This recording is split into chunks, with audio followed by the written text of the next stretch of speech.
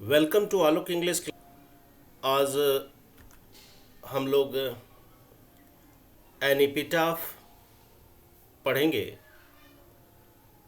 और इसका हम लोग लाइन बाय लाइन एक्सप्लेनेशन जानेंगे। एपिटाफ को कहते क्या है?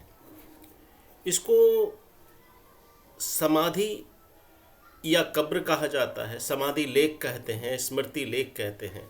यदि कोई व्यक्ति मर जाता है, जब मरने के बाद में जो उस समाधि पे कुछ लेख किया जाता है, कुछ प्रतीक चिन्ह अंकित किया जाता है, इसे स्मृति लेख भी कहा जाता है, या समाधि या कब्र भी दूसरे शब्दों में हम लोग कह सकते हैं। यह एपिटाफ है।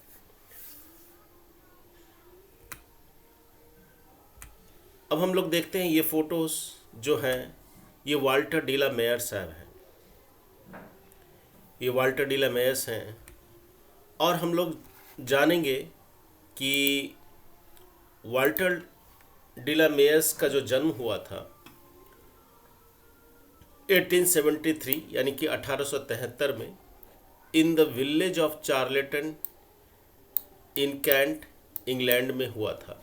माने कि इंग्लैंड के जो के केंट के चार्लेटन एक गांव है, वहाँ पर जो है इनका जन्म हुआ था। कई बार ये क्वेश्चंस पूछा गया है एग्ज़ाम में कि वाल्टर डीला मेयर का जन्म जो है कहाँ हुआ था। इंग्लैंड के चार्लेटन इन कैंट एक गांव है, माने कि केंट में जो है चार्लेटन एक गांव है, वहाँ पे इसका जन्म हुआ था। और इसकी जो मृत्यु हुई थी 1956 में हुई थी। He was a poet of childrens. उसको जो वाल्टर डिलामेंट मेयर साहब जो हैं, उसको बच्चों का कवि माना जाता था, उस कवि कहा जाता था। ही was a poet of children, वो बच्चों के कवि थे। He is known for his sensitive concern with the world of children. बहुत इंपॉर्टेंट लाइन है। He is known for his sensitive concern with the world of children. वो बच्चों की दुनिया के साथ, बोल सकते हैं, वो बच्चों की दुनिया के साथ संवेदनशील रचनाओं के लिए जाने जाते हैं। वो यानी कि बच्चों की दुनिया के साथ साथ उसकी जो संवेदना है, उसकी संवेदनशील रचनाओं के लिए जाने जाते हैं। और नेक्स्ट हम लोग देखते हैं कि songs for childrens and peacock pie depicts the worlds of dream. उनकी जो सॉन्ग्स है फॉर चिल्ड्रन है और जो पीकॉक पाई है, सपनों की दुनिया को चित्रित करती है। बहुत इंपॉर्टेंट लाइन्स है कि songs for children and peacock pi depict the world of dream. उनकी जो सॉन्ग्स फॉर चिल्ड्रन हैं और पीकॉक पाई जो है सपनों की दुनिया को चित्रित करती है। अब हम लोग चलते हैं, ये देखिएगा फिगर्स में है, ये आपको स्क्रीन पे आया। ये जो है क्वीन एलिजाबेथ टू है और क्वीन एलिजाबेथ टू ने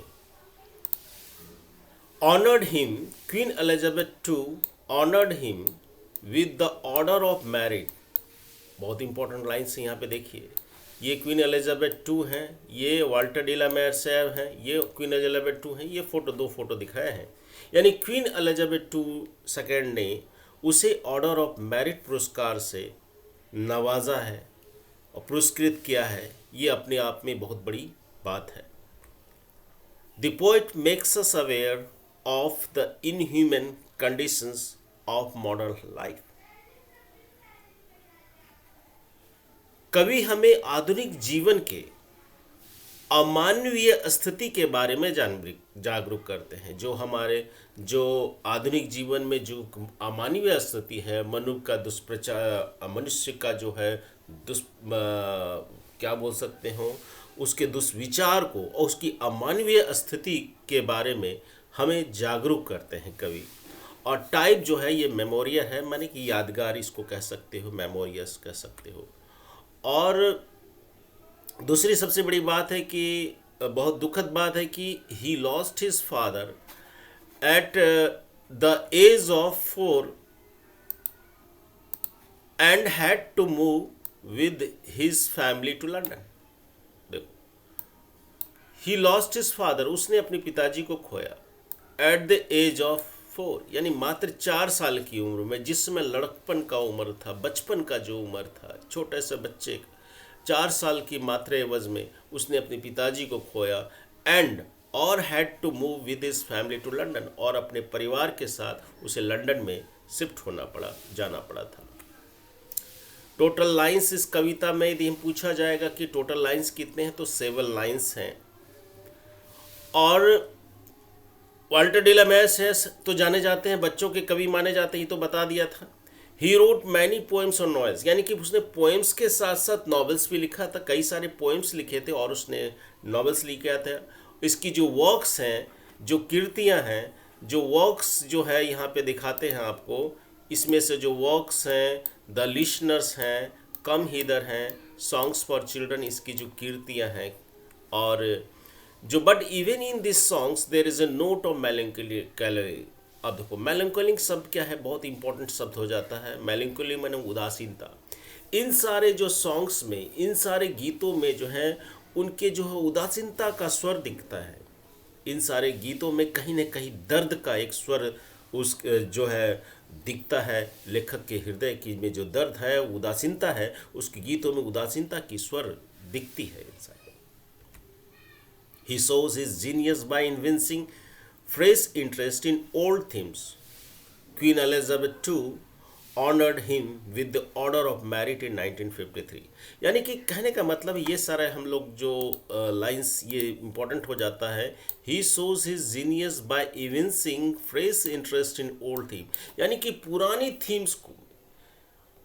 थीम्स में एक नई रुचि जगा करके जो लोगों को जो है पुरानी थीम्स में एक नई रुचि जगाकर अपनी प्रतिभा को दिखाते थे। किसी भी चीज़ को नया रूपांतरण करने में, उसको नया रूप देने में अपनी प्रतिभा को, उसकी काबिलियत थी।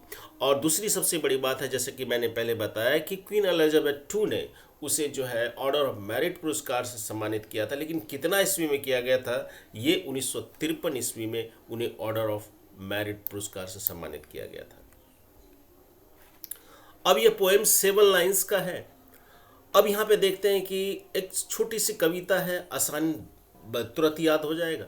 Hair lies a most beautiful lady, light of step and heart was she. देखो हेयर माने यहाँ से है, यहाँ जो एक सुंदरतम महिला, माने कि जो सुंदरतम महिला है, एक सुंदर महिला है, वो यहाँ पे कब्र में लेटी हुई थी। Light of state and heart was she, उनके जो चलने फिरने का जो था, उनके जो घूरने फिरने का जो अंदाज था काफ़ी निराला था, वो मस्त मौला थी। वो यहाँ पे वो इधर उधर भटकती रहती थी। Light of step and heart was she, I think she was the most beautiful lady that ever was in the western country. मेरा मानना जहाँ तक कि वह जो है सबसे सुंदरतम महिला थी, that ever in the west country, यहाँ तक कि जो वेस्ट कंट्री है, पश्चिम के देशों में सबसे सुंदर महिला थी, उसके जैसा कोई और महिला नहीं था। But beauty vanishes, beauty passes, however rare it be, सुंदरता आती है चली जाती है। हाउएवर रेयर इट बी, वह अपने आप में अद्भुत सुंदर थी। And when I crumble who will remember, जब मैं मर जाऊंगा तो कौन उसे याद करेगा। This lady of the west country, या जो वेस्ट कंट्री की, जो पश्चिम के देश में जो रहने वाली जो कंट्री है, उसमें इस लेडी को कौन याद करेगा। सिंपली कवि जो है अपनी प्रियतमा को बेतहाशा मोहब्बत करता है और यहाँ पे बताता है कि उसकी प्रियतमा जो है, उसकी जो महबूबा जो है वो मर गई है और उसके जो कब्र बना हुआ है, तो लेखक वहाँ जाया करते हैं और उसको याद किया करता है।